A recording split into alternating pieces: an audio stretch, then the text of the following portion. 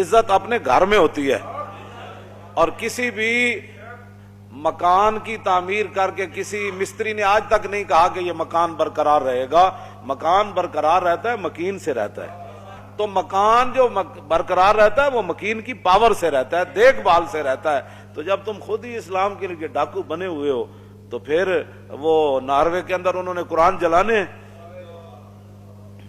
جب تم خود یہاں قرآن کو نصاب سے نکال رہے ہو تو کس منہ سے ہم ان کو، وہ معزز تھے زمانے میں مسلمان ہو کر اور ہم خار ہوئے تارک قرآن ہو کر. ہاں جی، اور جب تم خود یہاں سے قرآن کو دیس نکالا دے چکے ہو اور نصاب سے دیس نکالا دے چکے ہو، اور جو قرآن پڑھتا ہے تم اس کو دہشت گرد کہتے ہو، دینی مدارس کو تم دہشت گرد کہتے ہو، داڑھی جو رکھ لے تم اس کو دہشت گرد کہتے ہو، ہم جو دین پڑھانے والے لوگ ہیں تم ہمیں دہشت گرد کہتے ہو، تو پھر ناروے کے اندر تو انہوں نے قرآن جلانے. جب تم خود ہی قرآن پڑھنے والے کو دہشت گرد کہتے ہو، جتنے بندے تم نے لبیک یا رسول اللہ کے گرفتار کیے میرے سمیت، ان میں سے ہزاروں حافظ تھے. تو جب تم خود حافظوں کو جن کے سینے میں قرآن موجود ہے تم خود ان کو ہتھکڑیاں لگاتے ہو اور ان کو کہتے ہو یہ دہشت گرد ہے، تو پھر ناروے کے کافروں سے کیا امید رکھتے ہو کہ وہ قرآن کی تعظیم کریں گے؟ تو اب جب تم نے صاحب قرآن کی تعظیم نہیں کی، حالانکہ رسول اللہ نے 70 لاشیں پڑی تھی میدان احد میں، تو نبی علیہ الصلوۃ والسلام جس صحابی کو حضور پہلے دفنا دیتے نا اٹھا کر، تو اس کا معیار یہی تھا، حضور جس سے پیار کرتے تھے اسی کی شان صحابہ کہتے یہ بڑی شان والے ہیں. تو حضور جس کو اٹھا کر پہلے قبر میں رکھ دیتے صحابہ میں یہ مشہور ہو جاتا کہ یہ سب سے بڑی شان والے ہیں، حضور نے ان کو پہلے قبر میں رکھا. لیکن حضور نے وہاں ایک معیار مقرر فرمایا ایو مخزن للقرآن، فرمایا بتاؤ ان میں سے بڑا قاری اور حافظ کون ہے؟ فیضا اشیر لہو لحد الیہ، جب صحابہ عرض کرتے کہ حضور یہ سب سے بڑے حافظ ہیں، یہ سب سے بڑے قاری ہیں، تو حضور فرماتے ان کو اٹھا کر لاؤ، سب سے پہلے میں ان کو قبر میں رکھوں. تو جب تم نے خود ہی قرآن کی قدر جو ہے وہ نہیں کی. اقبال کیا کہتے ہیں؟ حفظ قرآن عظیم آئین توست، حرف حق را فاش گفتن دین توست. اقبال کہتا ہے یہ تو تیرا کام تھا نا قرآن اٹھا کر. وہ اپنی انگریزی کی کتابیں نہیں جلاتے، قرآن آخر کیوں جلاتے؟ کیوں جی؟ وہ اپنی گندی باتیں نہیں جلاتے. وہ گندگی کے بھرے ہوئے ناروے کے وہ جناب جن کا باپ کا ماں کا کوئی پتہ نہیں، وہ قرآن کو آخر کیوں جلاتے ہیں؟ اس کا کون ذمہ دار ہے؟ تم ذمہ دار ہو، جو 56 ممالک کے حکمران ہو تم ذمہ دار ہو. ہاں، تم قرآن کی بے ادبی کروانے کے ذمہ دار ہو، تم اسلام کے مذاق اڑانے کے ذمہ دار ہو. تو آڑے اندر جو کوئی دم خم ہوتا کیوں جی؟ نور الدین زنگی نو حضور نے ستیاں جا جگایا مصر چو، اور بھی بڑے حکمران سن. تو اس کی وجہ یہی تھی کہ نور الدین زنگی نے دارالحدیث بنائے تھے. ہاں جی، بڑی بڑی عمارتیں تعمیر کرائی تھی کہ یہاں بیٹھ کر شیخ الحدیث حضور کی حدیثیں سنائیں، رسول اللہ کے فرامین سنائیں. ان کو لاکھوں لاکھوں روپے مولویوں کو تنخواہیں دی، بڑے بڑے علماء کو، محدثین کو، کہا کہ آپ کا اور کوئی کام نہیں ہے، جو چاہے میں دوں گا، لیکن یہاں بیٹھ کر حضور کی حدیث پڑھاؤ. تم نے اہل قرآن کی کیا عزت کی ہے؟ حضور نے تو قرآن ہی کو علم قرار دیا. ہاں، حضرت زیاد بن لبید کہتے ہیں نا، حضور نے فرمایا یہ وہ وقت ہے کہ جب علم چلا جائے گا. تو کہتے ہیں میں نے عرض کی حضور کیف یذهب العلم نحن نقرأ القرآن ونقرئ ابناءنا ويقرئ ابناؤنا ابناءهم الى يوم القیامہ. حضور قرآن علم کیسے چلا جائے گا؟ پھر آپ کی امت پر زوال آ جائے گا. ہم آپ سے قرآن پڑھتے ہیں، ہم اپنے بچوں کو پڑھائیں گے، ہمارے بچے اپنے بچوں کو پڑھائیں گے، ان کے بچے پھر اپنے بچوں کو پڑھائیں گے الى یوم القیامہ.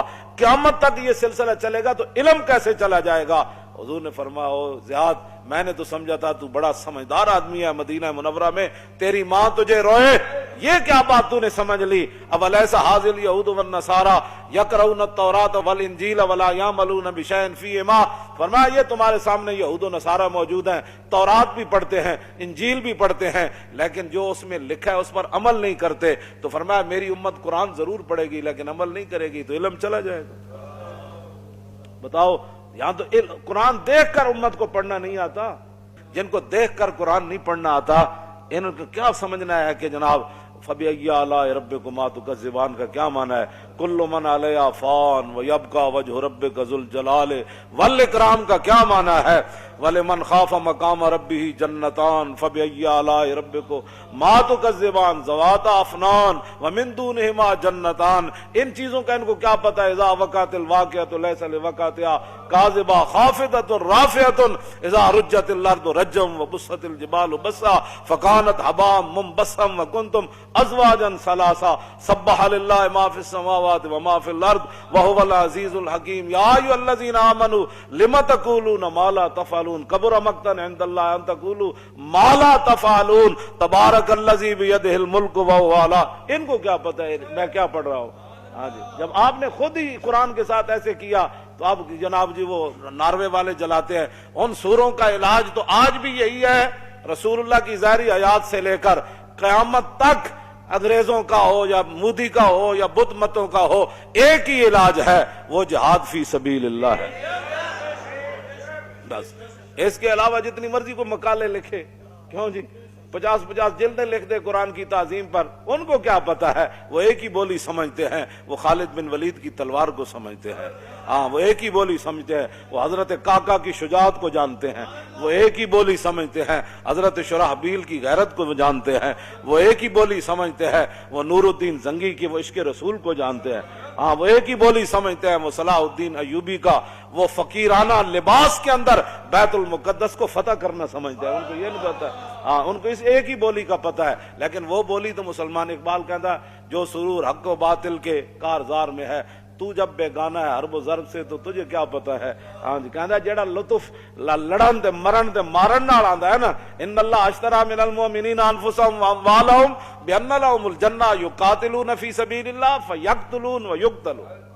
مسلمان تو ہر مسئلے میں فائدے میں ہے، مر جائے تب بھی فائدہ، مار دے پھر بھی فائدہ، یہ تو قرآن کی نص ہے، یقتلون و یقتلون، کیوں جی؟ ہاں جی لڑو مر جاؤ یا مارے جاؤ دونوں فائدے۔ ان اللہ اشترى من المؤمنین انفسهم واموالهم بان لهم الجنہ یقاتلون فی سبیل اللہ فیقتلون ویقتلون وعدا علیہ حقا فی التوراۃ والانجیل والقرآن۔ کیوں جی؟ یہ تو ہم نے وعدہ کر رکھا ہے پہلی کتابوں میں، اور قرآن میں بھی وعدہ کر رکھا ہے کہ جناب غازی بھی ہو اس کو بھی ثواب ملے گا، جو شہید ہو جائے اس کو بھی ثواب ملے گا۔